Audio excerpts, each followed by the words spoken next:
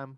19 people were killed in a military operation in Toboso, Negros Occidental, and the casualties include a UP student leader, Alisa Alano, a community journalist, RJ Ledesma, and 2 Americans. Do you have a comment from the palace po? Well, according to AFP, legitimate military operation na naganap. At ang sabi din ni General Browner, they were armed. So, kung magpapaimbestiga po sila sa Commission on Human Rights, hindi naman po pipigilan para malaman ang katotohanan dito. Pero si President Marcos po recently met with the Executive Committee of NTF-ELCAC. Meron po ba siyang marching orders regarding dito sa communism in the Philippines? Dapat labanan ang terorismo, dapat labanan ang komunismo. Yung mga maaari nang gugulo sa ating bayan.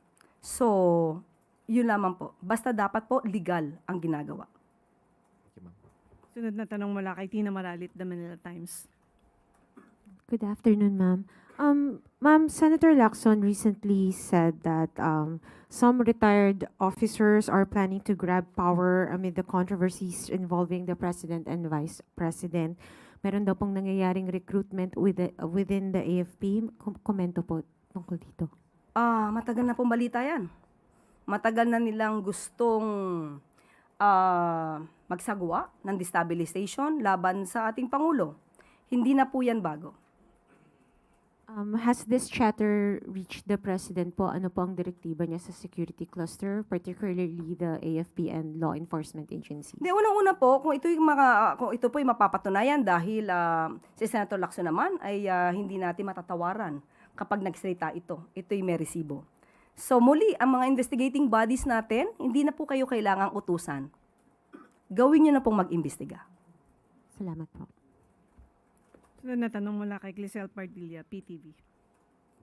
Good afternoon po, Yusek. Yusek, after po ma-reveal itong 6.7 billion pesos na suspicious transactions ni VP Duterte at ng kanyang asawa, Attorney Carpio has filed criminal complaints against officials of BSP, AMLAC, and several members of the Justice House Committee for alleged violation of Anti-Money Laundering Act, Bank Secrecy Law, and Data Privacy Act.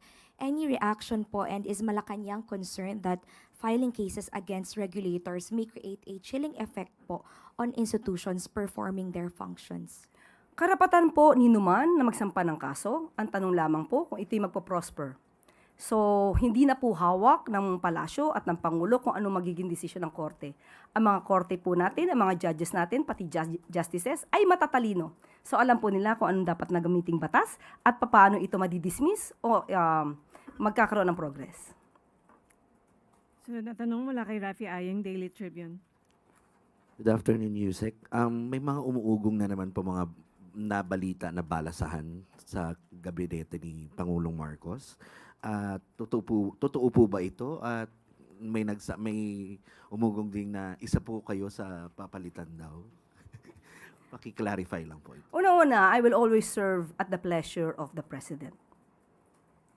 Yan naman po ang katotohanan.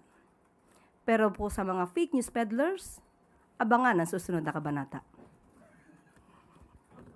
So may ganun pong ugong? Naaalisin ako? Hindi, sa buong gabinete. Sa ngayon, wala po. Sunod na tanong mula kay Christian Bascones, PRTV.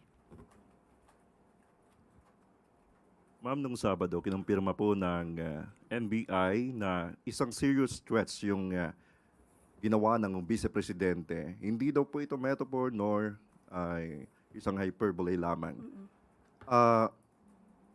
Ngayon, nasa estado na sila na paghahanap doon sa mga hired killers. Ano po yung direct na order ng Presidente po sa NBI?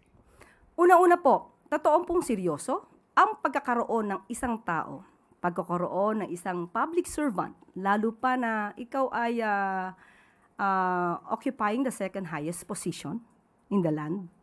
Meron kang sariling assassin, seryoso na pong usapin yun.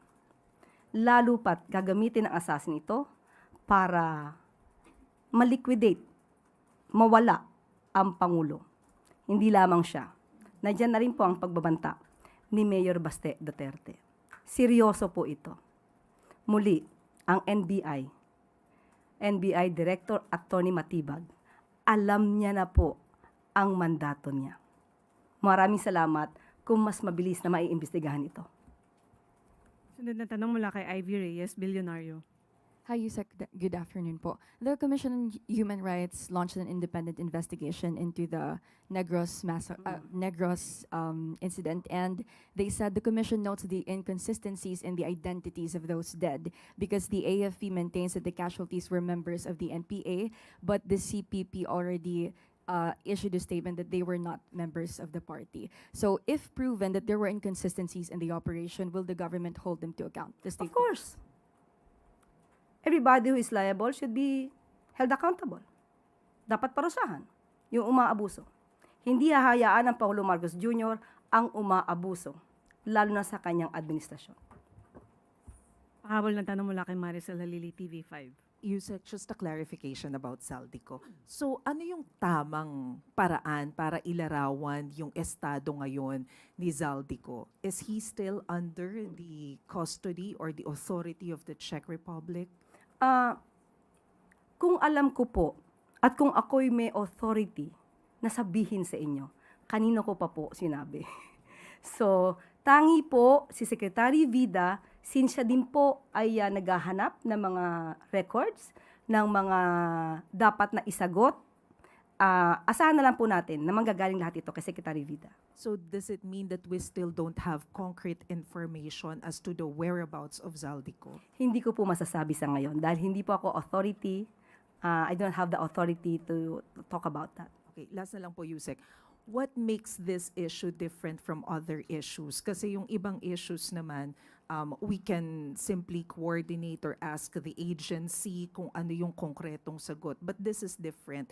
Bakit pinapabayaan po natin yung DOJ na magsalita on this particular topic wherein yung other issues naman, nagagawa naman po natin kumuha ng direct quote and direct information from the agencies concerned. What makes this different? Kasi yun po ang request ng Czech Republic.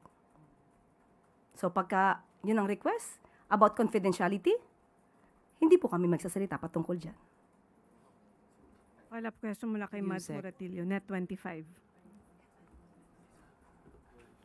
Hi, ma'am. Sorry. About Saldico pa rin, ma'am. Ma'am, clear ko lang po. So, nung umalis po yung DOJ team papunta ng Czech Republic, alam po ba talaga nila na nandun pa si Zaldi or may information about his whereabouts po? Hindi po ako makakapagsalita. Again, muli, lahat ng detalye patungkol po dito ay kay Secretary Vida po natin malalaman.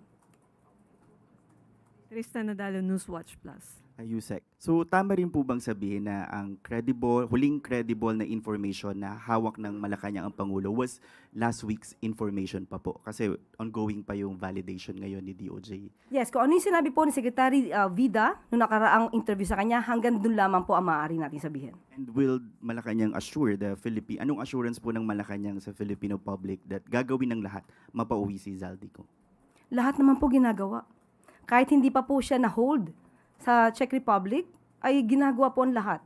At ngayon nga po ay meron tayong request for red notice at hinihintay lamang natin ito.